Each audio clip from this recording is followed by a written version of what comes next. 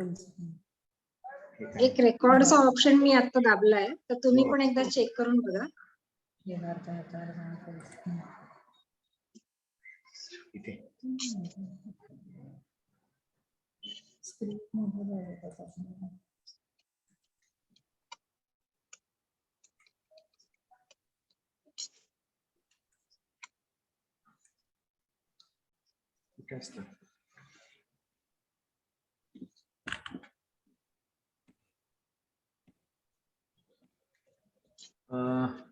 Madam कुठे असेल सांगू शकाल तुम्ही? सर तुम्ही ते जे 3 डॉट हे केले तर तिथे तुम्हाला एक रेकॉर्डचं साईन दिसेल, लाल रंगाचा एक छोटासा हे दिसेल रेकॉर्ड. हो हो चालेल. आता थोडं पॉज करता येईल. सो रेकॉर्डिंग सुरू करायचं sir. Let us start. Yes ma'am. Yes ma'am.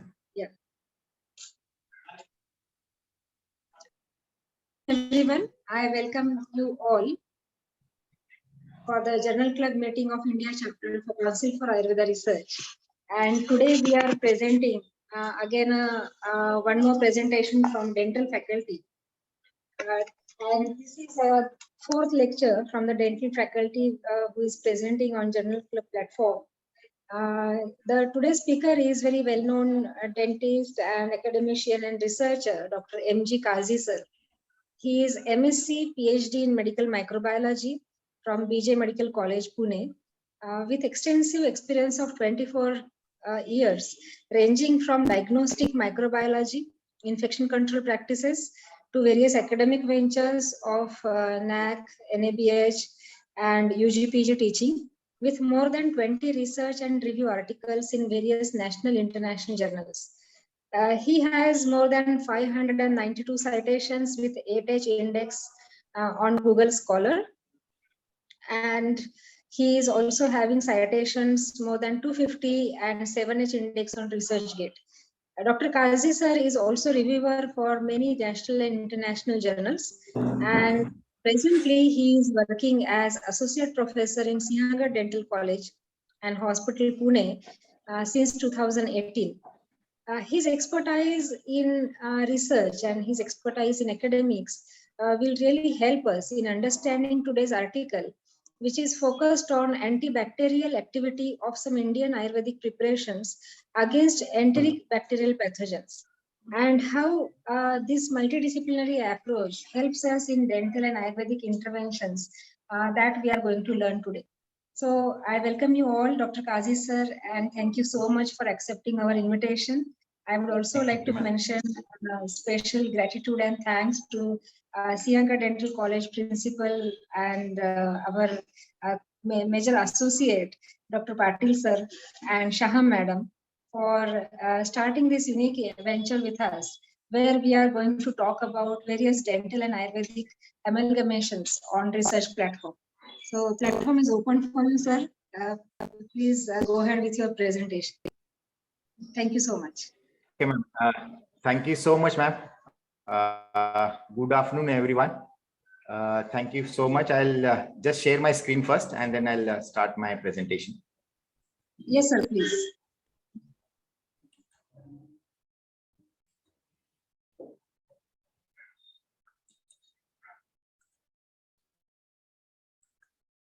So good afternoon, everyone. I'm audible, ma'am? Yes, sir, you are audible. Yeah. Okay. Yes, sir, you are audible. Okay. Good afternoon, everyone. Welcome to this Journal Club India chapter arranged by Council for Ayurvedic Research, AAA Foundation, in the collaboration with Sihagar Dental College and Hospital. I am Dr. Mohammad Muqib Qazi. I am working here in the Sihagar Dental College as associate professor and in charge of the Department of General Pathology and Microbiology.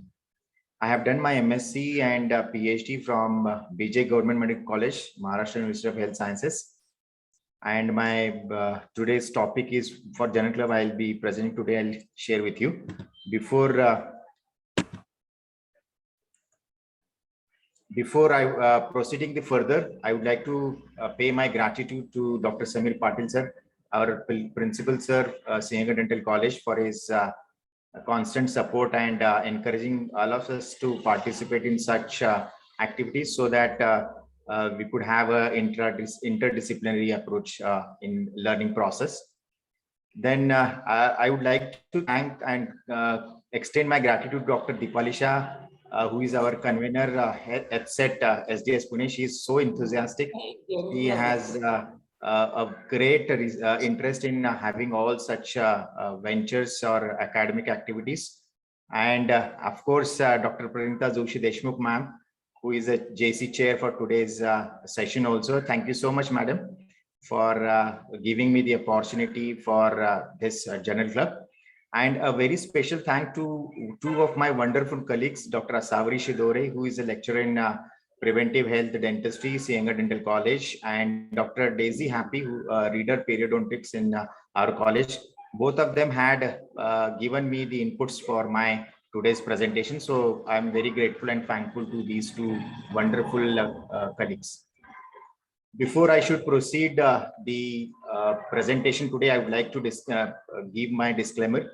The article selected here is for this journal club is for study purpose, that is for education purpose only, and not for any critical evaluation to demean the authors or their research and the presenter. That means I have no conflict of interest for this journal club. As a routine, I would also like to give you some learning objectives at the end of this session. Whoever participated in today's JC, they shall be able to know the importance of selection of topic.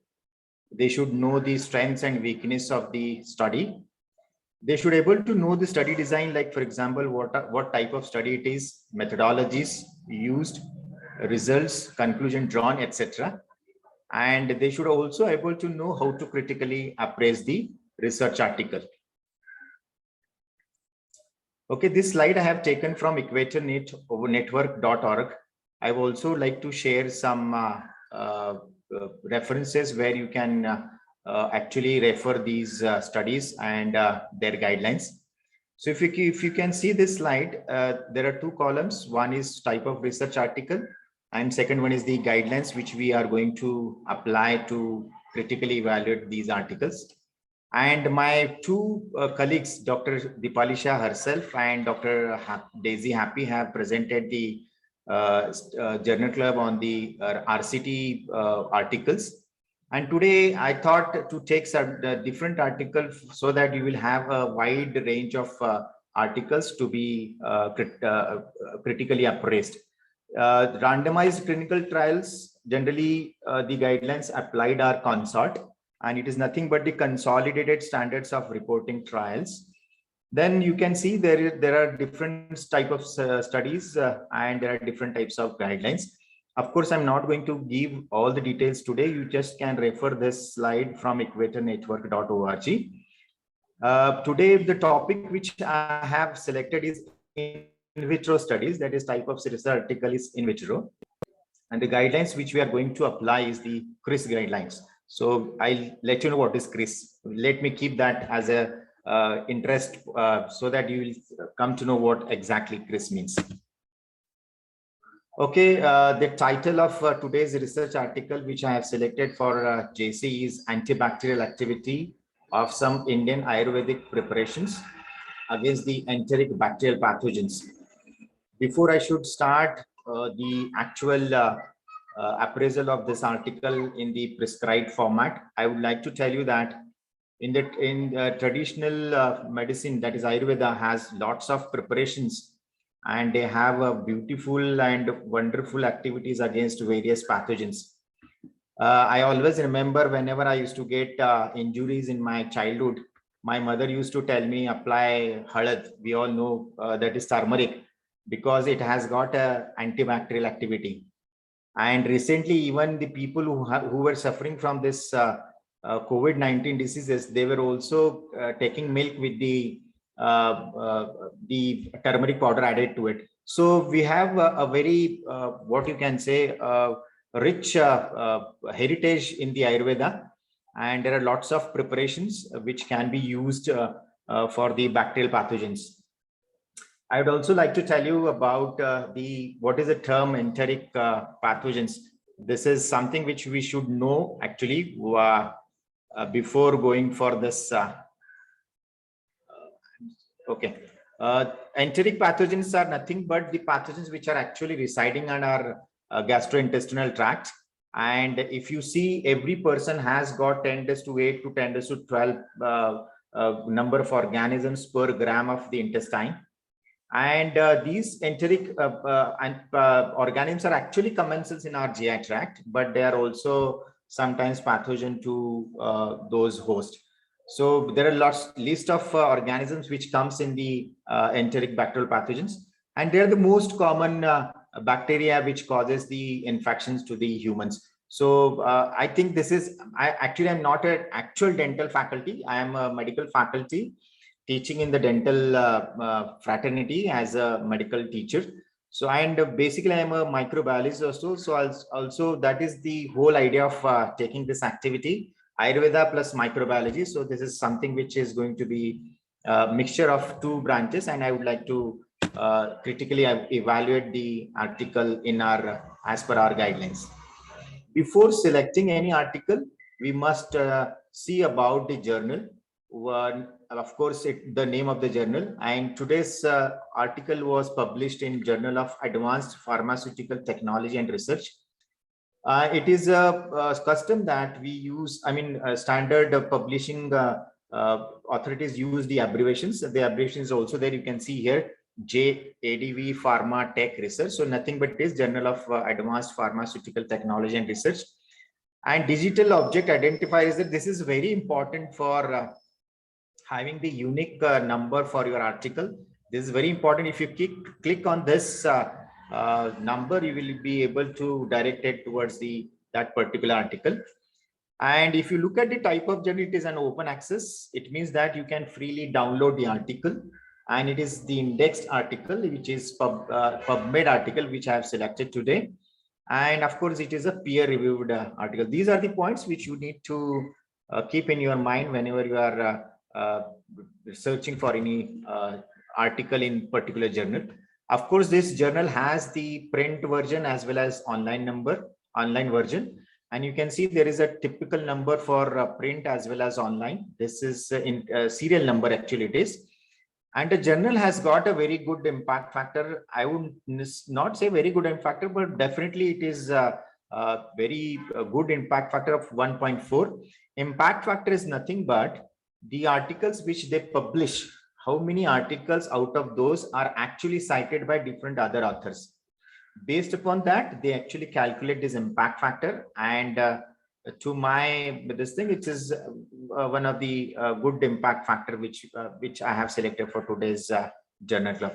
Yes, this article is available online also. So this is something which is an additional advantage for all of us. Of course, nowadays, all the publishers and the journals are publishing their articles online also. Previously, when I was doing my post-graduation, that time we used to have the hard copy where we used to go into a library, either in the Armed Force Medical College or in BJ Medical College or somewhere else. And we used to get literally Xerox from those journals, and then we used to bring it, then we used to take out the notes and all that. That has been now very simplified because it is published online. And article has been indexed. This journal has been indexed in lots of database. To me, most important is the PubMed Central, which is very important. It has got a very quality research published. And after that, you have a Scopus and Web of Science. These are the two, again, other platforms where the journal is, associated with. And of course, this journal has an editor-in-chief. The history of the article is they have not mentioned when the article has been sent to the journal, and the editor has edited the article for whether it is worth sending to the peer review or not. All those dates are not published in this article. When it was accepted was also not mentioned, not available. But this article has been published online in the quarter of January to March 2011. This article is a little older, but just for example, I have taken, and it is an in vitro study. So don't go on the year of the publication. We will go for the content of that article. We are going to critically evaluate in the next few slides. Year of publication is 2011. It was volume number 2 and issue number 1, and page number were also available. About the authors, any article when we are publishing in any journal, there are a few article, and yes, the author's name have been mentioned. It is easy for us to, whenever we are citing the article, like for example, Kazi et al. Or Shah et al. Like that. Institutional attachment of the author has been given. This is useful to know which institutes this author is belonging to. And then, of course, for correspondence, they have given the email ID and first author, which is there. Okay, now we'll start actually the critical appraisal. We will start with the title. As I have already read the name of the title, it is antibacterial activity of some Indian Ayurvedic preparations against the enteric bacterial pathogens. So this is the title. And of course, I have submitted this article to ma'am, so she might have forwarded to all of you. So I will not go into the detail. Now we'll start the critical appraisal. It does indicate the topic and focus of the study. Of course, the aim is there in this title of the study, that is antibacterial activity of some Ayurvedic preparation, and the target population is also there, which is the enteric bacterial pathogens. And it is a meaningful, of course, we can judge on the basis of the title what actually it intends. So it has a good meaning and little bit incomplete according to my a critical appraisal, which I am going to give you in the next few slides, what the alternative title would have been. This is again just my suggestion. Already the article has been published, so no issue about it. The title reflects the aim of the study, as I have told you, that it is going to test the certain Ayurvedic preparations for antibacterial activity, but it does not indicate any study design. Okay, it has nowadays, it is a custom to mention in the article title that what type of study it is, like for example, whether it is a randomized clinical trial, or it is a case control study, or it is an observational study, like that. So that is missing in this title. It is a very specific and has 11 words, so short and concise, that is also fine. The whenever title which we are going to analyze or critically appraise is based upon these guidelines, that is PICOT or PICOS, and the abbreviation is there. P stands for population or patient, I stands for intervention or exposure, C is a comparison, O is outcome, T is time bound, and S is study design. Either you can do a PICOT or you can do PICOS. Both are worth doing it. So my proposed alternative title for this article is Evaluation of Antibacterial Potential of Some Indian Ayurvedic Preparations Against the Enteric Bacterial Pathogens and In Vitro Study. Now you can see here, the aim is also there, the population is also there, and there are comparison also. There are different Ayurvedic preparations. And you have the outcome also, that is whether it is sensitive, whether that particular preparation is showing certain activity against those pathogens or not. So it is time bound also. And of course, if you have PICOT, it is time bound. If you have PICOS, it is the study design, where it has mentioned, I have mentioned that it is an in vitro study. So this is how a title should have been. But of course, this is my appraisal. And already, as I said, the article has been published. But this would have been little more elaborative and with the guidelines of PICOT or PICOS. I hope you all are listening to me very focused manner. The disadvantage of having online presentation is that I don't come to know the exact the responses of all my audience. If you would have been in the offline, I would have got those what you can say, the responses. So I hope everybody is focusing and they are trying to grasp what I'm trying to tell. And please, if I'm very fast, just let me know, Pranita madam. If I'm fast, I'll make myself a little bit slower on that. Okay, thank you so much for this thing. Then, okay, this is something which is a gist of the article, that is called as abstract. And abstract should be analyzed in the IMRAD. And I hope my audience is Marathi, so I would like to tell you one thing about this abstract. Like for example, if आपण जेव्हा एखादी मुलगी बघायला जातो तेव्हा त्या मुलीला आपण अख्खं जेवण बनवायला नाही लावत. We just ask that her mother asked her to prepare some dish like pohe. Generally in Maharashtra, pohe is very famous dish. So she prepares those pohe and brings as if she has prepared that. So based upon that pohe, you can judge what type of that bride would be bride is. So abstract is nothing but it's a gist which will tell you what is there in that article. And it is most important, by just knowing the abstract, you will come to know what is there in the article. So abstract should be very clear, very concise, and it should have the guidelines of IMRAD. I'll tell you the long forms of IMRAD in the next slide. Okay, this is something which the abstract is little unstructured and but informative, of course. Why I'm saying unstructured, because if you go on the previous slide where I have written, this is nothing but introduction, materials, methods, results, and discussion. So if you see this, the abstract, if you have gone through that abstract, it is unstructured. It is not given, like there is no aim written, there is no what you can say, the results, methodology, and discussion. Of course, it is informative. What is there in that article, it is there, but not as per the structure. This is also based upon the guidelines provided by that particular journal. So they may not have asked to write abstract in that IMRAD manner, but nowadays it is a fashion to publish the abstract also in the IMRAD format. It consists roughly about more than 150 words, and a specific aim and objectives of the study has not been mentioned, but need of the study is expressed. If you have gone through the abstract, you can see there. And I have also the abstract over here, but I'm not going to show you that right now, because I'll just follow the first my presentation, then we'll go on to the article also if it is required, and if time permits. Information matches with what is present in the text. Of course, what is there in that, it matches what with the text. And the keywords have been provided, and these are the few keywords which they have been provided. And whenever we are designing keywords, we should see the guidelines of mesh terms. It should include in the medical subject headings. So this mesh terms is useful to get those keywords so that you can apply to your article also. Okay. Now we'll start. Actually, the after abstract, we have a most important part of the article is the introduction. Your introduction is very important. You have seen, madam has introduced me to all of you. I have also told you I am such and such, because to have that bonding, you have to have the introduction.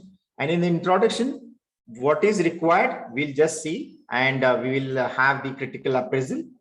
The introduction has followed the seminar approach. What does it mean? That it is a very detailed approach which has covered all the aspects of the article.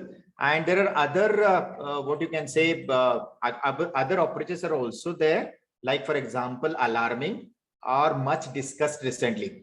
I can give the example for alarming is that there is a high death rate about some disease, which is very alarming, and much discussed recently is that we can talk about the COVID-19. So this is the something which comes under the much discussed recently. It is a very meaningful and concise. The introduction is very meaningful and concise. I hope you have gone through it. If you haven't gone, please, after this presentation also, you can go back, and this presentation is will be available for all of you in a recorded format. So you can go back and check that way. It is built on existing literature. This is very important. Whenever you are doing any research, existing literature must be supported for your whatever presentation is there or whatever research you have taken, and logically presented. It has presented the need of the study and gives a background of few studies in the introduction, which is very important. Reference to literature has been made, and citations with correct referencings have been made. And there is a mention of aim, but objectives have not been mentioned. It is always, you remember this, when you are ending your introduction paragraph, you have to state with the aim and their objectives, so that you will come to know. As I said, introduction is something that I have been introduced to you, like I am so and so and this and this and that. So at I am present today, this Jesse. So my aim is clear, my objectives are clear. I have stated my objectives also, that at the end of this session, my participant will be able to know 1, 2, 3, 4, 5, 6. So this is what you have to mention in your introduction. Okay. This is not been given in the article. That is the research question and the hypothesis. These are the two things which are very essential. Why research question is required? If I'm taking any study, I should know what is the question in my mind, which is already been answered, and what am I going to add to that research. Okay, so some research question has to be there.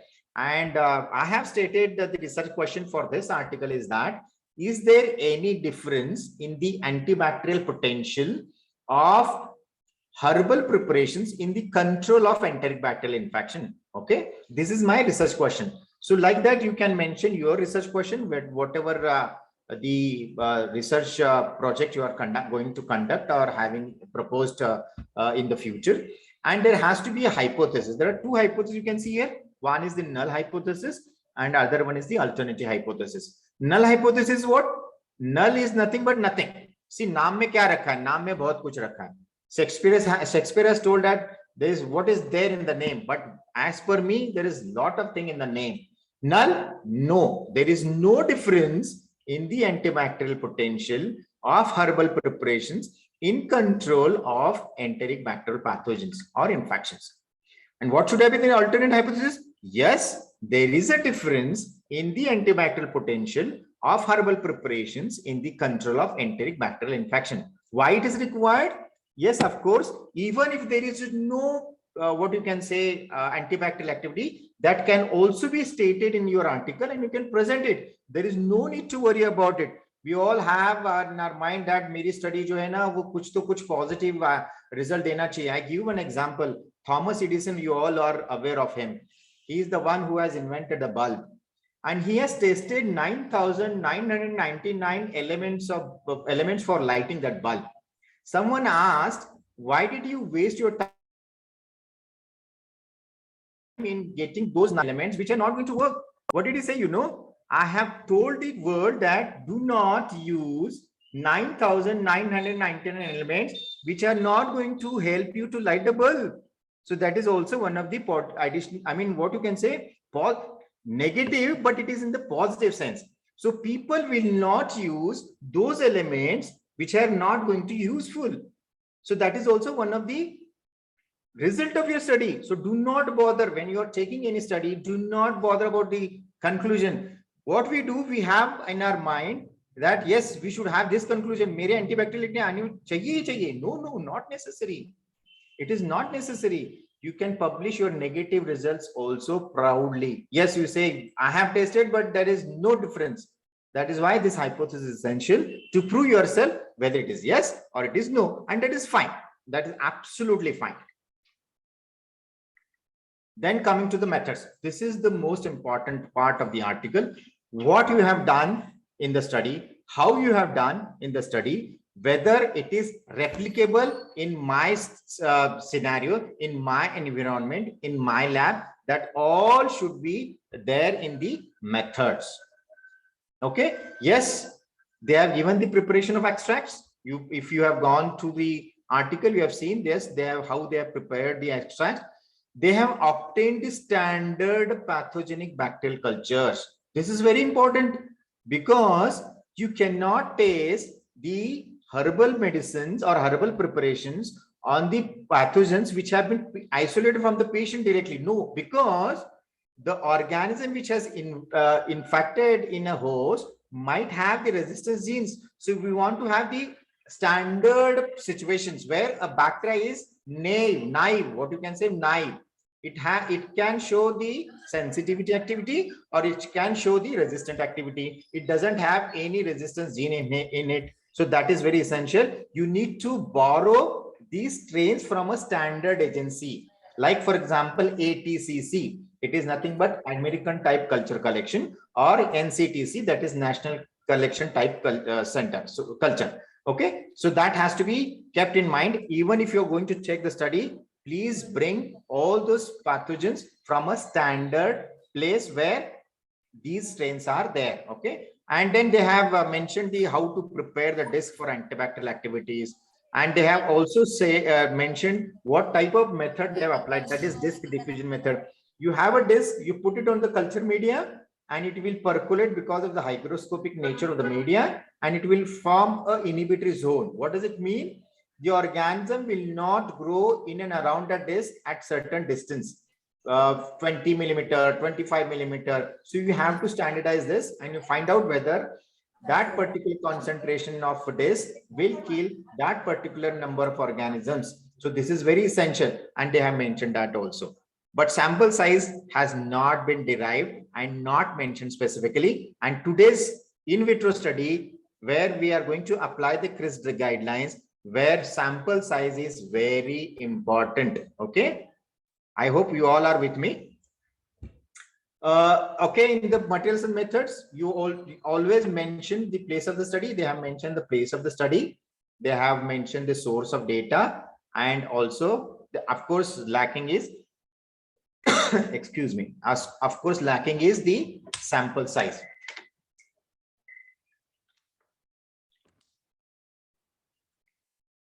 Now we'll critically appraise this. Methodology is present in a logical, clear, and meaningful manner. Very clearly, they have mentioned everything, so there is no ambiguity in that. You can replicate these methodologies in your settings also. It appropriately designed for the aim of the study. Aim of the study is the antibacterial activity, so it is designed well, appropriately designed. It describes the study setting and location and clinical laboratory settings of the study. All these are there. Okay, now we are coming to the most important part, that is the results. We all wait for this part of the article. What results they have got, that enthusiasm, that eager, that urge is there to find out whether my preparations are actually having the antibacterial activity or not. Okay, so I'm not going to discuss their entire results tables over here, but I would like to critically appraise the results presented in a logical and comprehensible manner.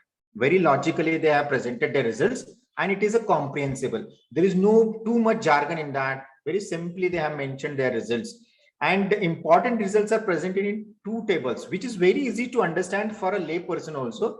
He or she doesn't have to go all those results, all those jargon, statistical stays applied. Sometimes we don't understand. That's okay. That's fine. We not necessarily that we should have knowledge in each and every part of this thing. It's okay. But this article has presented only 2 tables, which are easy to understand, and there is only 1 figure. Table and figures are numbered properly and titled properly. Sometimes what happens, we forget to mention the heading of the figure. We mentioned the heading of the table. So it has not been done such minor mistakes. So they have properly numbered, properly labeled, and all those things are there. Tables are showing descriptive and inferential data. So this is very important. And data given in the text and tables are matching with each other. This is again one of the important things. So it is good. Overall, the results are good to as per my critical appraisal. Okay, discussion. We all discuss very too many subjects in our life. Similarly, we also need to discuss the present research article for what they have found, and you need to compare your results with previous data, and also what you have seen new in that. Everything needs to be discussed. Comparison is also there, and at the end of the discussion you must state that this is the what you can say, a short conclusion. We have found the antibacterial activity of some Ayurvedic preparation against these bacteria. I will not take the names of the bacteria, but you can have that list also. Okay, so everything will be covered under the discussion. Now we'll go for the critical appraisal. Okay, it's very meaningful, highlights the important findings. This is very important. The discussion which they have discussed in this article is very meaningful, and they have highlighted the important findings. And there is an explanation of important findings that is very important and essential also. You are going to discuss to the point what you have got. and what the previous authors have got. To the point, it has been discussed and explained very nicely. Authors have compared the current findings, that is their findings, with the ones reported earlier in the literature. This is also important, that they are comparing their results with the previous studies, and comparison is a logical way and reasoned properly. And the study has not mentioned excuse me, the study has not mentioned the strengths and limitations, which are important. We should think in that way, because if I want to replicate that study, I should know the limitation and what are the strengths of the present study. Yes, conclusion they have mentioned. Now coming to the internal validity. What is internal validity? Like, for example, whether the study has taken the ethical approval or not, whether sample size is mentioned or not, or determined or not. So in that perspective, we are going to see the internal validity. The ethical approval is not mentioned, because ethical approval is required when you are actually taking the patients. Here we are doing only in the in vitro study. Most of the time, clinical trials or some case control studies, they require ethical approval, patient's consent, everything is required. Here in vitro study, so yes, it is not mentioned, it is not taken. If they would have taken, it would have been ideal. They have not taken, it's still fine. Ethical approval is not essential, so it's fine. For me, it's fine. Sample size determination is not mentioned. That is something in CRIS guideline. That's CRIS S is nothing but the sample size. I mean, not that, but then there is one point in that sample size has to be there. Procedure of data collection and lab settings has been mentioned. So yes, 100 marks for this. Statistical analysis of data is not mentioned. Again, there are no much comparison in different what you can say objectives of the study. So not detailed statistical analysis there, but you can judge from that. Yes, it is yes or no. Yes, they are having the antibacterial activity or no. That is the only thing which we required in the in vitro study. The result values in tables and text are matching. So this is when we are comparing in the form of internal validity. Yes, it is matching. Now coming to the external validity, the generalizability of the study is fair, and the results can be applied to other studies, and further comparison between herbal preparations can be done in vivo. So this is important. At the end, you have to mention that yes, now in vitro is working, so you have to implement this into in vivo. You can try on the in vivo also.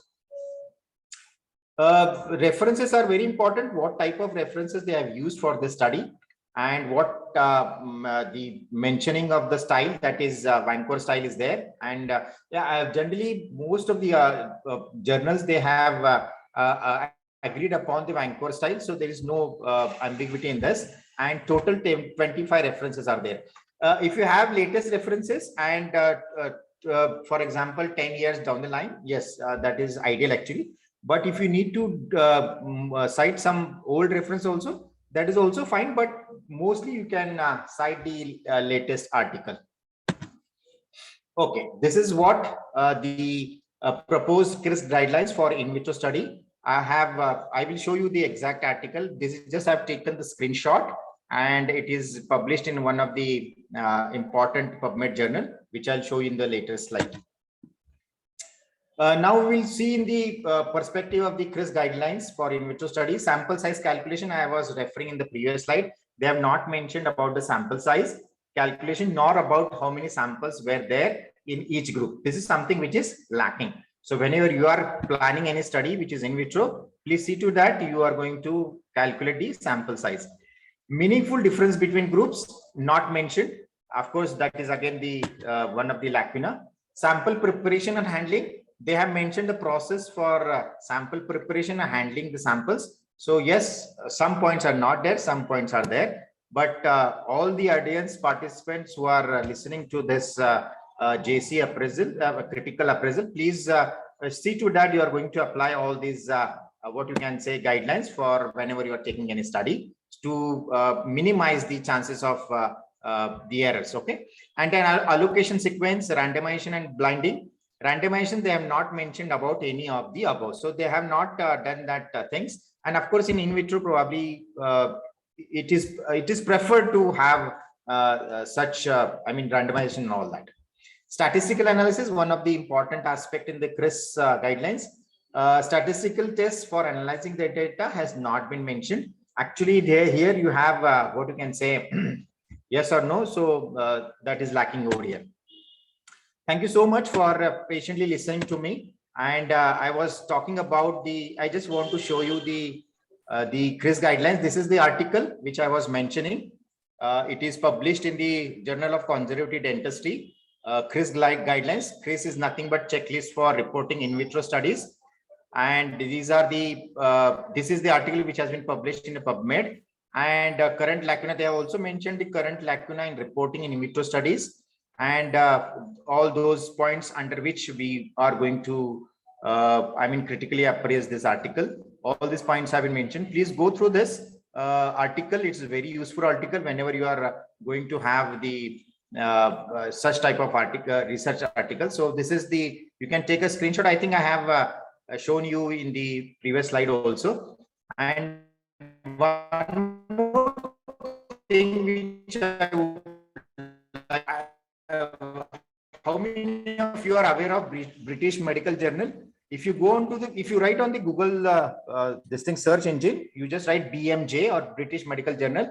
There, if you go on the research, they have this is the name bar, title bar comes. You just click onto the research, and you'll get the research methods and reporting. You will get entire studies and their guidelines. It's one of the most beautiful, what you can say, reference guide for all of you. So I just wanted to share with you, all of you. So this is the British Medical Journal. You can refer it. So refer it. Okay. Okay. I think I have done, madam. Pranita, madam, I have done. Thank you so much for patiently listening to this. And I'm glad. And I'm very, very grateful to all the stakeholders for giving me this opportunity to interact with all the Ayurveda faculties and students. It's my pleasure and honor to have with all of you. Thank you so much, madam. Yeah, thank you so much, sir, for taking out time today and really elaborating this whole concept very beautifully. I hope there are some questions in the participants, because I got disconnected in between. So I lost my conversation. If someone can just check that, otherwise I have a question for you, sir. Yes, ma'am. You mentioned about validity.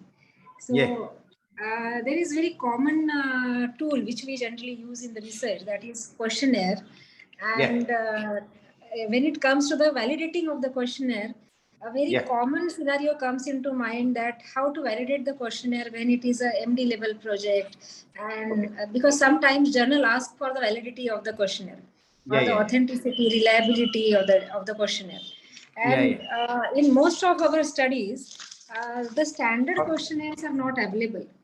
Okay, so sometimes we need to generate a new questionnaire.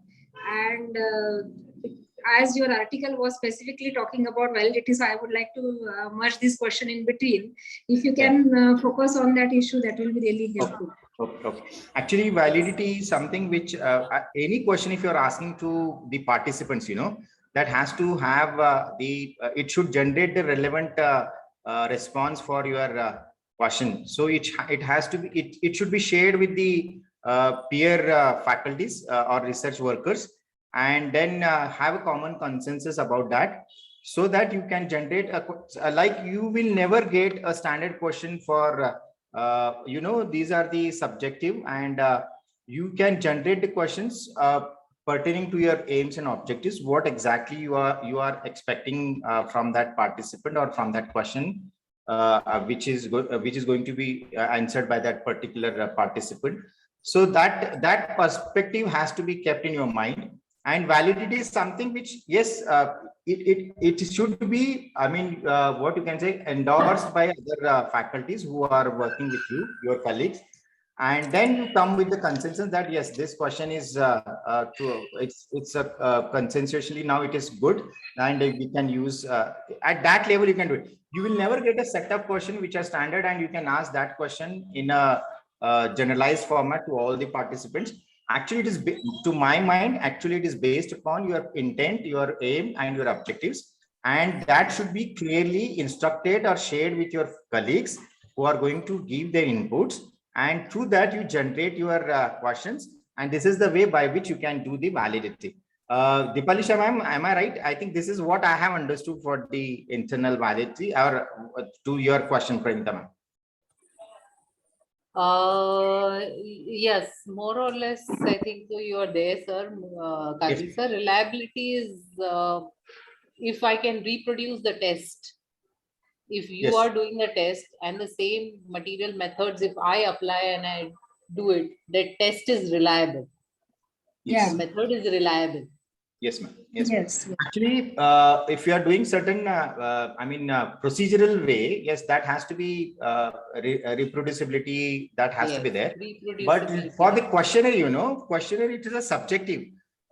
You just have to get the advice from your peer colleagues, faculties, and research workers, and you have to come with a consensus.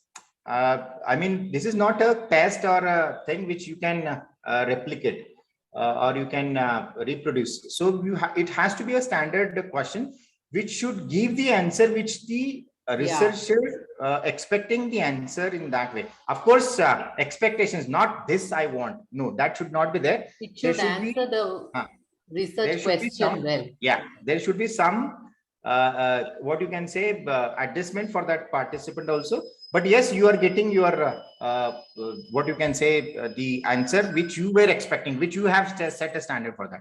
Yes, I want this answer. Maybe in multiple answers, but yes, it is fitting, and that you are expecting from that. Yeah, not one test is valid. There will be a lot of tests which are valid. Okay. Yes, ma'am. Right? Yes, ma'am. Pranita ma'am, did I did I able Yes, to? sir, yeah. Yeah.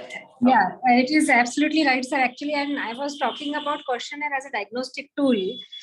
Sometimes students use questionnaire as the tool for data collection as well as tool for assessment. And sometimes they also use it to diagnose a certain condition. So it's a multi-variable kind of approach. And as you rightly mentioned, and Madam was also saying that reproducibility is very important, that whatever we are getting as outcome needs to be there and internally validated, or even there are certain aspects of questionnaire validation which needs to be applied across the research platform, because sometimes journal ask for it. And one more thing you mentioned is about the antibacterial app. Just a minute. Yes, ma'am.